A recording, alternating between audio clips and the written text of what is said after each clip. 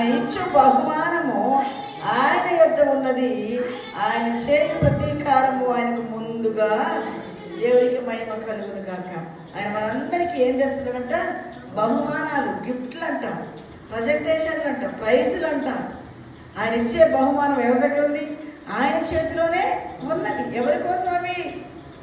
నీ కోసమే. నువ్వు దేవుని వాక్యంతో సహవాసం కలిగి ఉన్నప్పుడు, దేవునితో నువ్వు నడుస్తున్నప్పుడు ఆయన ఎలా వస్తాడు? మన పక్షముగా శక్తి సంపన్నుడై వస్తాడు. దేవునికి స్తోత్రం. మన దేవుడు సర్వశక్తి సంపన్నుడు, బలాఢ్యుడు, మరి ఇంకా భీకరుడు, భీకర కార్యాలు జరిగించేవాడు.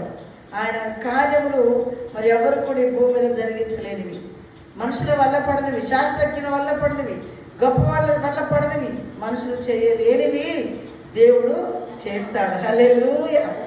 అందుకే మనిషి మీద మన ఆధారం కలిగి ఉండద్దు, మనిషిని మనం వెంబడించద్దు. మనుషులు నమ్ముట కంటే యెహోవాను నమ్ముట మేలు. హల్లెలూయా.